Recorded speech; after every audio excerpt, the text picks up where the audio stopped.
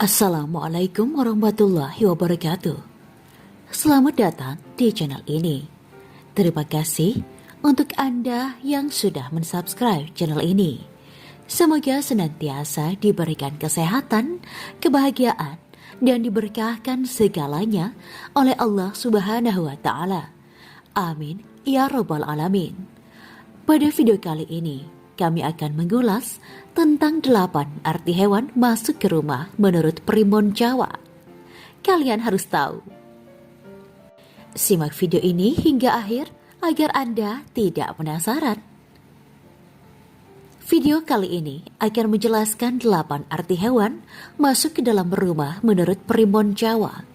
Beberapa hewan memiliki pertanda baik maupun pertanda buruk apabila masuk ke dalam rumah kalian.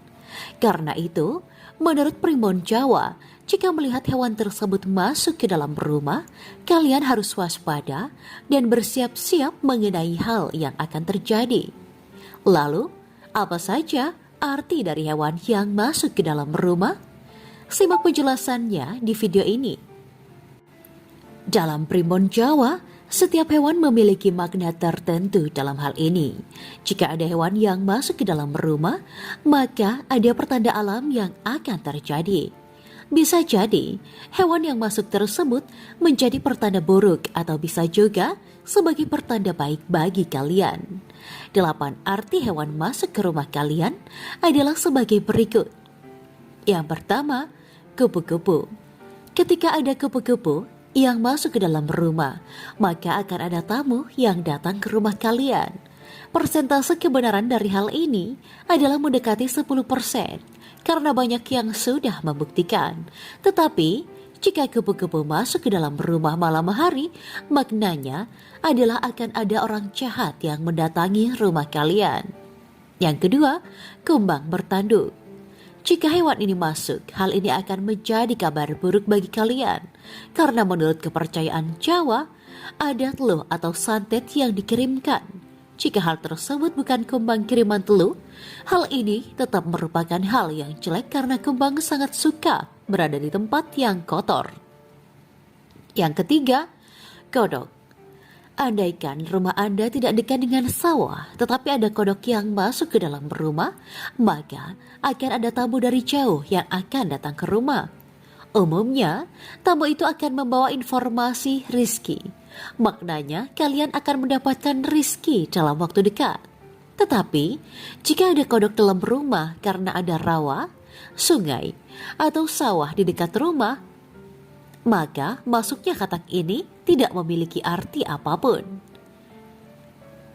Yang keempat, toke. Ada arti negatif dan positif dari hewan toke ini. Jika mengeluarkan bunyi secara terus-menerus, maka ada orang yang sakit di rumah. Karena toke adalah hewan yang sensitif. Tetapi, jika mengeluarkan bunyi hanya sesekali, maka Anda akan mendapatkan keberuntungan. Yang kelima, burung.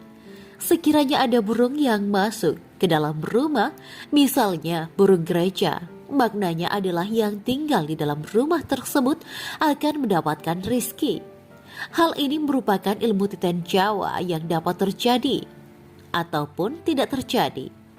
Yang keenam, capung. Jika ada capung masuk ke dalam rumah, kalian akan mendapatkan peruntungan atau tambahan rizki. Mengetahui jika energi atau atmosfer rumah masih sehat dan bersih. Yang kedelapan, ular. Jika ada hewan ular yang masuk ke dalam rumah, ada beberapa artinya. Jika ular yang masuk adalah ular yang berbisa, maka anggota rumah akan mendapatkan bencana. Jika ular yang masuk adalah ular yang tidak berbisa, orang itu perlu menjalankan janji atau nazar yang pernah diucapkan tetapi belum dilaksanakan. Yang kedelapan, kelelawar. Kelelawar yang masuk ke dalam rumah memiliki arti yang baik maupun yang buruk. Jika yang masuk ke dalam rumah adalah kelelawar yang besar atau kalong, umumnya yang tinggal di rumah akan mengalami sakit atau bencana. Tetapi jika yang masuk kelelawar yang kecil, khususnya yang masuk searah jarum jam, maka rumah tersebut akan mendapatkan kemuliaan dan rizki. Umumnya, mereka akan mendapatkan rizki yang tidak terduga atau uang kaget. Yang kesembilan, burung gagak. Jika yang masuk ke dalam rumah burung hantu atau burung gagak, maka akan ada yang sakit di dalam rumah. Mengenai burung gagak ini juga sudah cukup universal.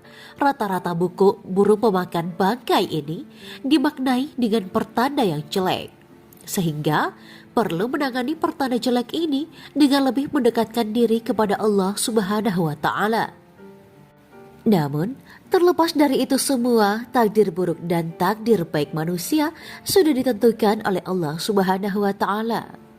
Tetaplah berbuat baik karena terdapat banyak ganjaran untuk yang berbuat kebaikan.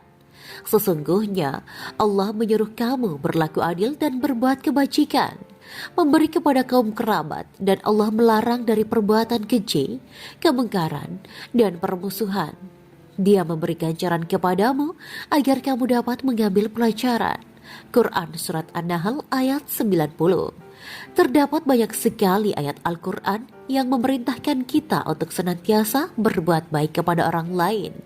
Perbuatan ini dapat diwujudkan pada berbagai hal, seperti memberikan pertolongan, menasihati untuk kebaikan, berbagi ilmu, memperlakukan orang dengan baik.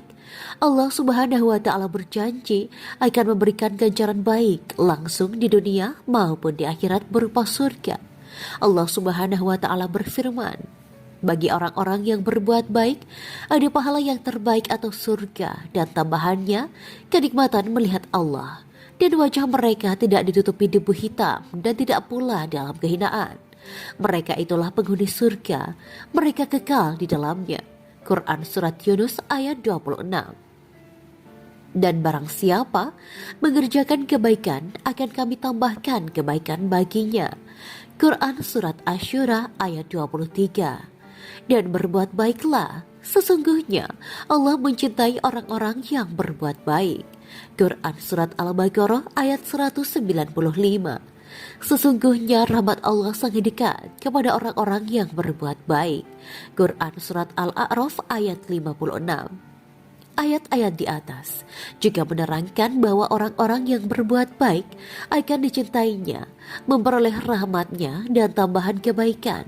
Rasulullah Shallallahu Alaihi Wasallam bersabda, barang siapa menolong saudaranya yang sedang dalam kebutuhan, maka Allah akan menolongnya dalam kebutuhannya.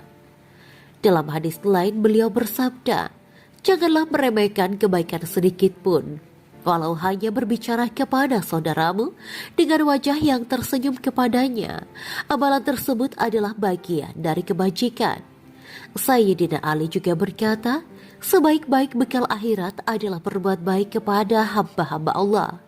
Hadis di atas mendorong kita agar selalu berusaha menolong orang lain dan juga untuk berbuat baik kepada mereka tanpa meremehkan sedikit pun untuk hal-hal yang mudah dan kecil, seperti memperlihatkan wajah tersenyum, karena sebaik-baik bekal adalah berbuat baik. Maka mari kita senantiasa berbuat baik di setiap kesempatan yang kita miliki untuk memperoleh ganjaran yang besar dari Allah Subhanahu wa Ta'ala. Demikian video kali ini, semoga bermanfaat.